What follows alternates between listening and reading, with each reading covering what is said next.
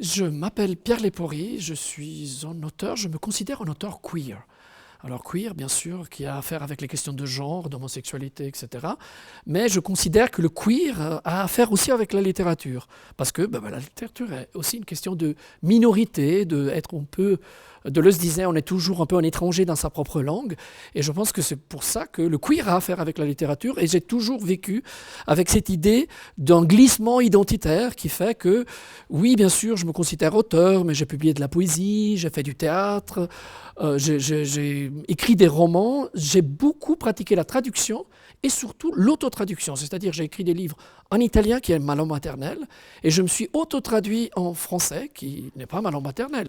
Il y a ce poète qui s'appelle Sandro Penna, qui est un énorme poète, c'est une sorte de monstre sacré de la poésie italienne, qui a une particularité, c'était un poète ouvertement homosexuel, qui écrit des vers qui chantaient la beauté du corps masculin, dans les années 30 par ailleurs, donc dans une période où on aurait pu se dire que oui, c'était quand même des thèmes un peu tabous. L'homosexualité était encore une maladie mentale et interdite au début des années 90 du siècle passé, heureusement.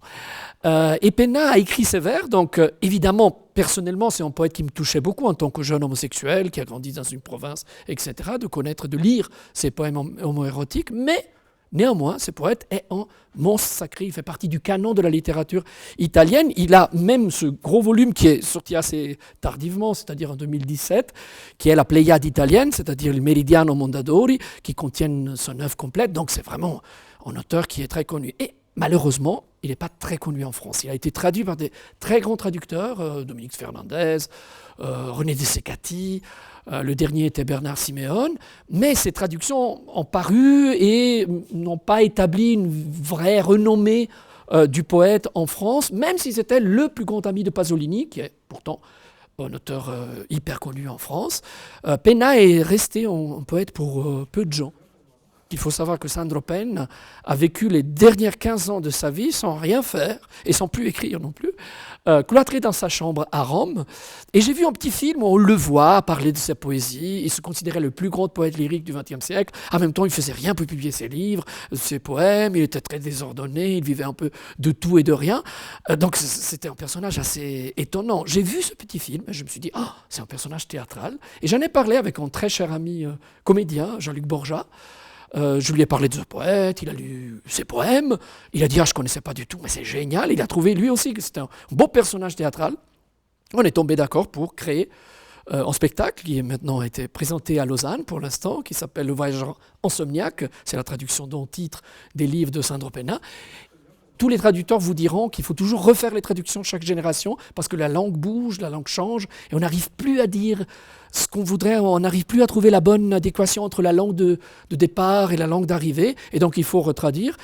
Et j'ai donc proposé à mon éditeur, aux éditions d'en bas, Jean Richard, de peut-être traduire, faire un livre de traduction. Et il s'est avéré que Jean Richard adorait Sandro Penna. Il m'a dit tout de suite oui.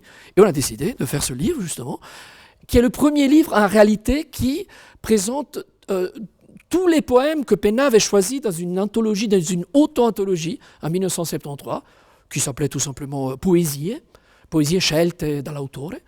Donc, on a repris ce livre-là, qui est composé de 158 poèmes, et on a dit, on va pour la première fois, parce qu'on n'avait jamais abordé un corpus si grand, on va traduire ces poèmes, et donc, voilà, le projet théâtral est allé de pair avec ce projet de traduction. Sandro Penna, on a toujours dit que c'était un poète de la légèreté, de la clarté. En effet, il écrivait des petits poèmes, des poèmes qui traversent la ville, qui rencontrent des regards de jeunes hommes. Il y a toujours un certain homoérotisme, même si c'était très, très distancié en quelque sorte. Et on a toujours dit que c'était la joie de vivre, les petits bonheurs de Sandro Penna. C'est plus compliqué que ça. Au fond, quand on lit bien cette poésie et quand on commence à la traduire, on se rend compte que oui, bien sûr, le petit bonheur de la vie, les beaux garçons qui passent, les vues du fleuve, de Rome, des baignades, de la Dolce Vita en quelque sorte, sont une sorte de surface. Le curateur Roberto Deider de la Pléiade dit que c'est une sorte d'anamorphose, cette idée de vraiment voir une chose qui se voit seulement si on la voit de biais, on voit l'image, mais en fait elle est déformée cette image. Et ça a été tout le challenge et toute la difficulté de cette traduction, c'est-à-dire arriver à rendre à la fois la légèreté de ces poèmes, qui sont par ailleurs des poèmes des années 30-50, donc ils sont rimés, ils ont un certain rythme, ils ont une certaine distance de nous en quelque sorte. Il y a quelque chose qui n'est pas de l'italien contemporain, mais en même temps très lisible, très facile à lire, très liquide, très musical. Donc en fait, ce livre est né de cette recherche sur une langue qui soit assez contemporaine pour être lisible aujourd'hui, mais qui garde la patine du temps, et en même temps, elles sont fortement marquées, parce qu'on les a beaucoup retravaillées, avec Mathilde Fischer au lectorat, mais aussi avec le comédien Jean-Luc Borja, pour qu'il soit lisible, pour que cette musique de la poésie de Sandro Penna soit une musique de la langue française d'aujourd'hui. Je vais vous dire en des poèmes peut-être les plus connus en Italie de Sandro Penna, lui-même disait que c'était le premier poème qu'il avait écrit.